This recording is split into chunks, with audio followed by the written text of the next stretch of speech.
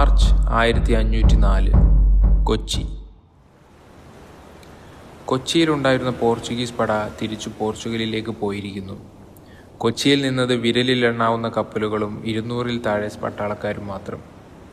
ഈ സമയം നോക്കി അവരെ ആക്രമിക്കാൻ വരുന്നത് മലബാറിലെ ഏറ്റവും ശക്തനായ ഭരണാധികാരിയുടെ 250 കപ്പലുകളും 60,000 പേരുടെ സൈന്യവും. കൊച്ചിയെ രക്ഷിക്കാൻ അവർക്ക് മുന്നിൽ നിൽക്കുന്നത് ഒരു രാജാവോ മന്ത്രിയോ അല്ല,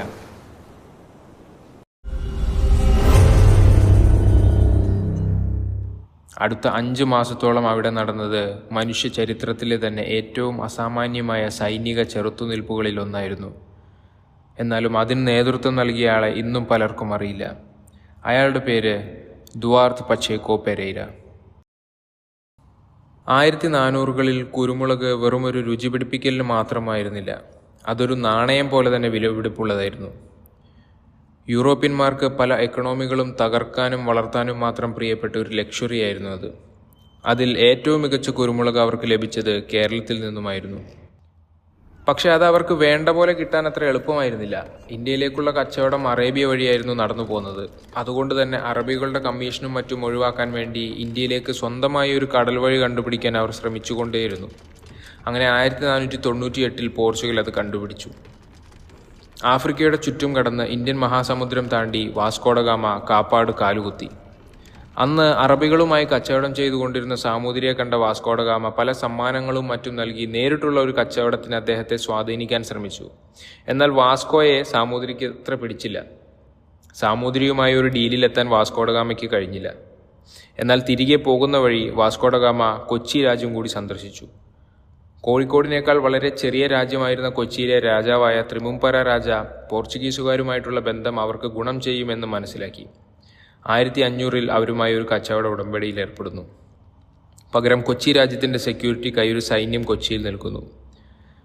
കോഴിക്കോടിൻ്റെ ഒരു ആശ്രിത രാജ്യമായിരുന്ന കൊച്ചി ഇങ്ങനെ ഒരു തീരുമാനമെടുത്തത് സാമൂതിരിയുമായിട്ടുള്ള ഒരു തുറന്ന ശത്രുതയ്ക്ക് വഴിവെച്ചു. 1504 ആയപ്പോഴേക്കും പോർച്ചുഗീസ് കൊച്ചിയിലൊരു വലിയ ശക്തിയായിരുന്നു. അവർ കൊച്ചിയിൽ കോട്ടകളും മറ്റും പണിതു അവരുടെ കച്ചവടം വ്യാപിപ്പിച്ചുകൊണ്ടിരുന്നു.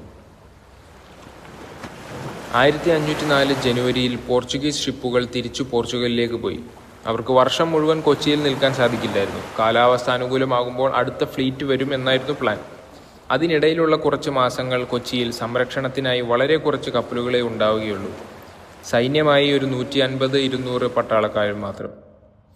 അവരുടെ നേതൃത്വത്തിലുണ്ടായിരുന്നത് ദുവാർത്ത് പച്ചേക്കോ പെരേര ആയിരുന്നു. പച്ചേക്കോ വെറും ഒരു സോൾജിയർ മാത്രമായിരുന്നില്ല, ഒരു പണ്ഡിതൻ തന്നെയായിരുന്നു. പച്ചേക്കോയ്ക്ക് സമുദ്രങ്ങളെയും വേലിയേറ്റത്തെയും നക്ഷത്രങ്ങളെയും കുറിച്ചെല്ലാം നല്ല അറിവുണ്ടായിരുന്നു. പോർച്ചുഗീസ് അർമാദ തിരികെ പോയതോടെ എപ്പോൾ വേണമെങ്കിലും സാമൂതിരിയുടെ ഒരു ആക്രമണം ഉണ്ടാകാം എന്ന് കൊച്ചി രാജാവും പച്ചേക്കോയും പ്രതീക്ഷിച്ചു. അതിനായി അവർ തയ്യാറായി തന്നെ ഇരുന്നു.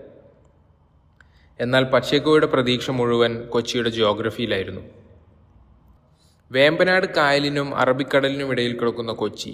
മാസങ്ങൾ കൊണ്ട് അവിടുത്തെ വേലിയേറ്റത്തിൻ്റെ പാറ്റേണും ഓരോ കടൽ വഴികളും കായലുകളും മനഃപ്പാടമാക്കിയ പച്ചേക്കോയ്ക്ക് കൊച്ചി തന്നെ വലിയൊരു കോട്ടയായിരുന്നു.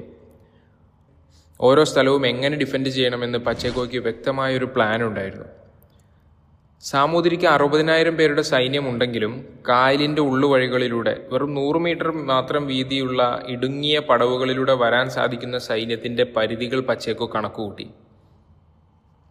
1504 മാർച്ചിൽ സാമൂതിരിയുടെ പട ആദ്യ ആക്രമണത്തിന് വന്നു. 60,000 പടയാളികളും 250 യുദ്ധക്കപ്പലുകളും. കുമ്പളം എന്ന സ്ഥലത്തെ നദിയിലാണ് ആദ്യ ഏറ്റുമുട്ടലുണ്ടായത്. പച്ചേക്കോ ഒരുക്കി വെച്ച കെണിയിലേക്ക് തുഴഞ്ഞു വന്ന സാമൂതിരിയുടെ പട്ടാളത്തിൽ അന്ന് 1300 പേരാണ് കൊച്ചിയുടെ പീരങ്കികൾക്കിരയായത്.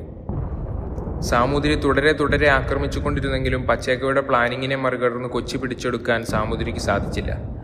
ഓരോ സമയവും ഏത് ഭാഗത്താണ് കപ്പലുകൾ അടുക്കാൻ സാധ്യത എന്ന് വേലിയേറ്റത്തിൻ്റെ ആഴവും സമയവും നോക്കി പച്ചേക്കോ കണക്കുകൂട്ടി. അങ്ങനെ ജൂൺ ആയപ്പോൾ കാലവർഷം എത്തി. മഴയും യുദ്ധവും. അതിൻ്റെ ഇടയിലേക്ക് സാമൂതിരിയുടെ പടയിൽ കോളറയും പടരുന്നു. അങ്ങനെ യുദ്ധത്തിനും കോളറയ്ക്കുമായി സാമൂതിരിയുടെ പട്ടാളത്തിൽ 20,000-ഓളം പേർ മരിക്കുന്നു. അതോടെ സാമൂതിരി യുദ്ധം അവസാനിപ്പിച്ച് തൻ്റെ സൈന്യത്തെ തിരിച്ചു വിളിക്കുന്നു. യുദ്ധം നിർത്തിയ സാമൂതിരി കിരീടം തൻ്റെ അനന്തരവന് നൽകി ബാക്കി ജീവിതം ഭക്തിമാർഗത്തിൽ നയിക്കാൻ തീരുമാനിക്കുന്നു. ഇതിലെല്ലാം എടുത്തു പറയേണ്ട ഒരു കാര്യം, നമ്മൾ ഈ യുദ്ധത്തിൽ പറഞ്ഞ കണക്കുകളെല്ലാം തന്നെ 60,000 പട്ടാളക്കാരുടെയും 250 കപ്പലുകളുടെയും എല്ലാം വിവരം നമുക്ക് ലഭിക്കുന്നത് പോർച്ചുഗീസ് റെക്കോർഡുകളിൽ നിന്നാണ്. സാമൂതിരിയുടെ ഭാഗത്തു നിന്നുള്ള യാതൊരു കണക്കുകളും നമുക്ക് ലഭിച്ചിട്ടില്ല. ചിലപ്പോൾ അതെല്ലാം നശിച്ചു പോയതാവാം. എന്തായാലും ഈ കണക്കുകളെല്ലാം നമ്മളൊരു നിരൂപക ചിന്തയിൽ വേണം എടുക്കാൻ. കാരണം പോർച്ചുഗീസുകാർക്ക് ഈ യുദ്ധത്തിൻ്റെ മഹിമ പെരുപ്പിച്ചു കാട്ടാൻ ചിലപ്പോൾ താല്പര്യമുണ്ടായിരുന്നിരിക്കാം. പക്ഷെ എങ്ങനെയായാലും അന്ന് പച്ചേക്കോയുടെ സൈന്യത്തേക്കാൾ വളരെ വലുതു തന്നെയായിരുന്നു സാമൂതിരിയുടെ സൈന്യം. ഓഗസ്റ്റിൽ പോർച്ചുഗീസ് സൈന്യം തിരിച്ചു കൊച്ചിയിലെത്തിയപ്പോൾ വലിയൊരു വിജയം ആഘോഷിക്കുന്ന കൊച്ചിയെയും പച്ചേക്കോയെയുമാണ് അവർ കണ്ടത്. സാമൂതിരിയെ തോൽപ്പിച്ചതോടെ കൊച്ചിയുടെ ശക്തിയും പ്രൗഢിയും വർദ്ധിച്ചു. പോർച്ചുഗൽ സ്പൈസ് കച്ചവടത്തിൽ വലിയൊരു കേന്ദ്രമായി മാറി. ശേഷം പോർച്ചുഗലിലേക്ക് മടങ്ങിപ്പോകാൻ നേരം കൊച്ചി രാജാവ് കുരുമുളകിൻ്റെയും മറ്റ് സമ്മാനങ്ങളുടെയും ഒരു കാർഗോ ഓഫർ ചെയ്തെങ്കിലും പച്ചേക്കോ അത് നിരസിച്ചു. തിരിച്ച് ലിസ്ബണിലെത്തിയ പച്ചേക്കോയെ പോർച്ചുഗീസ് രാജാവ് ആദരിക്കുകയും ചെയ്തു. പോർച്ചുഗീസ് കവിയായ കാമോസ് പിന്നീട് പച്ചേക്കോയെ വിശേഷിപ്പിച്ചത് പോർച്ചുഗീസ് അക്കീലീസ് എന്നാണ്. എന്നാൽ പിന്നീട് പച്ചേക്കോയോട് അസൂയുണ്ടായിരുന്ന മറ്റു പലരും ചേർന്ന് പച്ചേക്കോയ്ക്കെതിരെ അഴിമതിയും കളവും ആരോപിച്ച് കേസ് കൊടുത്തു. കേസുകളെല്ലാം കഴിഞ്ഞ് പച്ചേക്കോ നിരപരാധിയാണെന്ന് തെളിഞ്ഞെങ്കിലും അപ്പോഴേക്കും പച്ചേക്കോയ്ക്ക് സ്ഥാനമാനങ്ങളും സമ്പാദ്യവും എല്ലാം നഷ്ടപ്പെട്ടിരുന്നു.